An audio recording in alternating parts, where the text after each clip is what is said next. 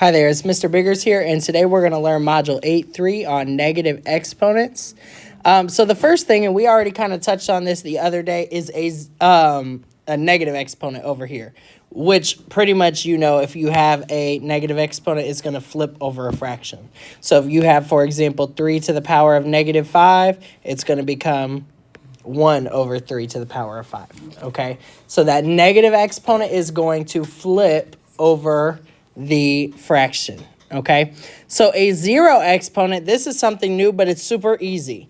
Anything, and I mean anything raised to the power of 0 is always going to be 1, okay? So it's not the same thing as multiplying by 0 where it equals 0, but if you raise it to the power of 0, it's always going to be 1. So it makes our problems really easy.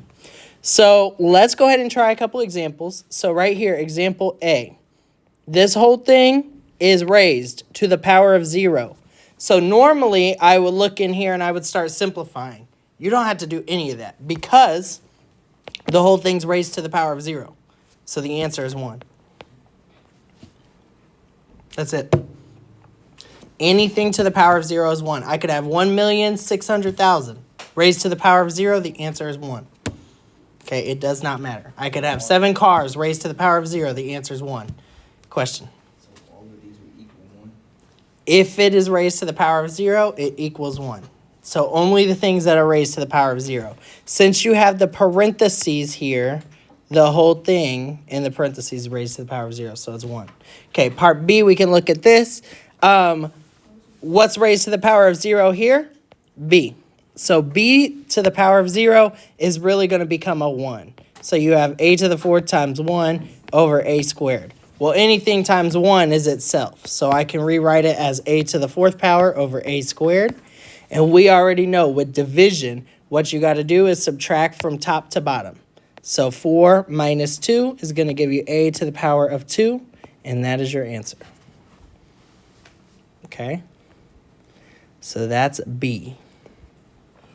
All right, so here is some questions like what you're going to see on Alex. This is really testing to see, do you know what is raised to the power of 0?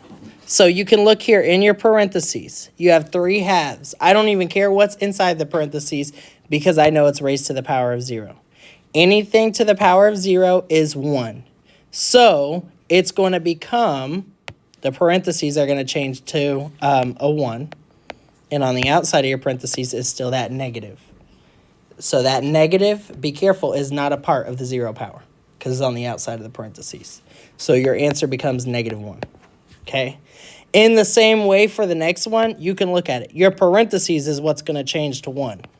So that fraction is raised to the power of 0, which means it's going to become 2 times 1 because I still have that 2 out in front. The 2 is not impacted by the exponent.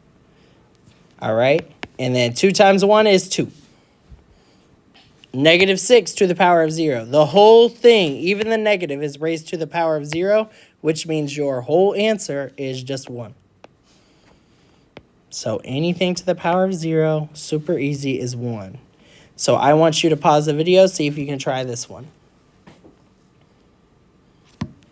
All right, I'm going to go ahead and do the answer now. So you got negative 1/5 raised to the power of 0. Anything, once again, raised to the power of 0 is 1, so it's going to be 2 to the power of 1, or times 1, which is 2. The 2 is unaffected, so you have to multiply it, okay? So this is something to remember. This is going to come back next week when we have our quiz. An expression is considered simplified when it only has positive exponents.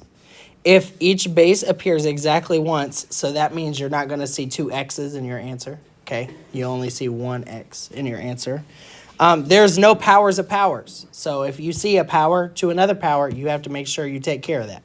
And all fractions have to be reduced. So like what we did on our bell ringer, we had 24 over 32, which ended up reducing to 3/4. So remember, you can use your fraction button on your calculator. It'll reduce it for you. All you got to do is know how to type it in. Okay, so that is 0 exponents. Those are pretty simple, but they can be tricky depending on the question, so be careful with those. Negative exponents, we're going to take it a step further today with what we learned yesterday. So regardless of where the variable is, if it is a negative exponent, it's going to flip over the fraction. okay? So the good way to remember this is if you flip over the line, you have to change the sign, okay? Or to flip over the line, you must change the sign, okay? So c to the power of negative 2. You cannot have a negative exponent, so you have to flip the line to change the sign, okay?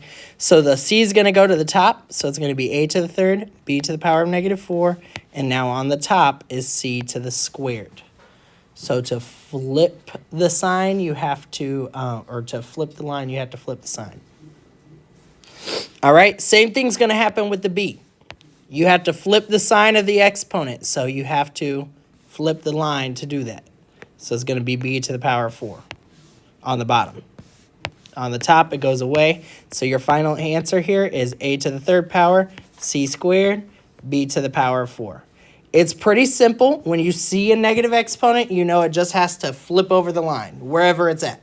So if it's on the bottom, it's got to go to the top if it has a negative exponent. Okay. In the room, any questions on that? Yeah. So on the bell ringer, when we flipped it, it was like kind of different. Like this one was like easier Because they're already negative? So, never mind. You answered your question. No, it's like I don't want to sound dumb. Okay. All right, so just remember, if you have a negative exponent wherever it is, you have to flip the line to change the sign, or flip the line to flip the sign, okay? So we're going to go ahead and do example 3. This one is a more challenging example because we have multiple occurrences of variables and all that stuff. So we have to group powers with the same base. So this is something that we already do when we're solving these problems, and we don't even realize it, okay? So pretty much what they're saying is put the coefficients together. 3 over negative 36, okay? You know you're going to have g to the negative 3 over g to the third. We're grouping all the things that go together. The h's are going to go together. So it's going to be h squared over h. And then the j doesn't have anything on the top. If that's the case, you can just think of it as a 1. Now we're going to reduce. So remember, we're going to go ahead and start with this. What number could you both divide those by?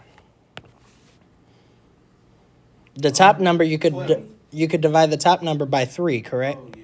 Okay, and 36 is also divisible by 3. So I want you to type that in your calculator and reduce it.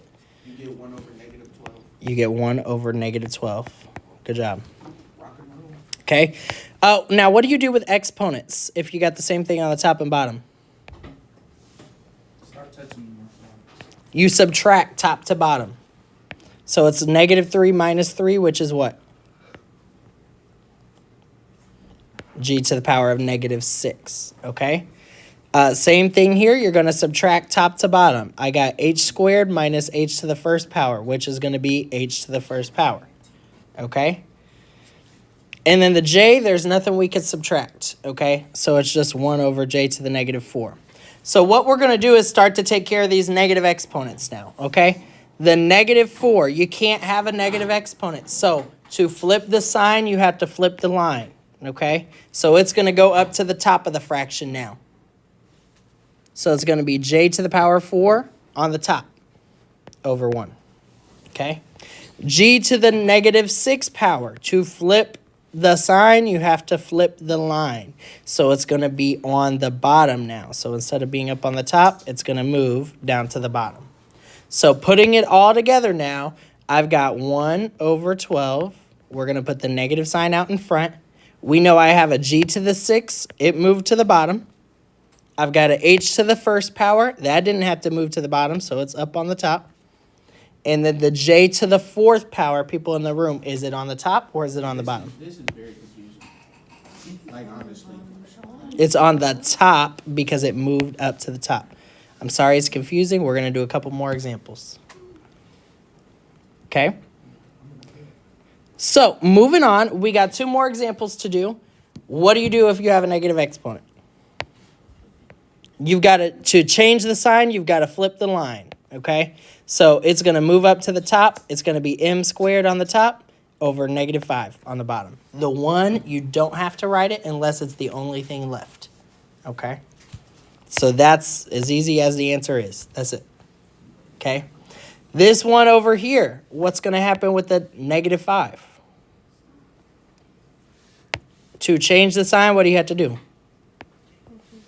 You got to flip the line, okay? So it's going to come down to the bottom. P to the 5 is on the bottom. So let's rewrite it so it doesn't look messy. You still have the 2 on the top. Now the P to the 5th power is on the bottom. Once you get the hang of this and do some practice with it, it is not bad at all. All right. Rewind the video at any point if you need to see it re-explained. And your Alex assignment today is 10 questions. Make sure you get the screenshot submitted when you're done.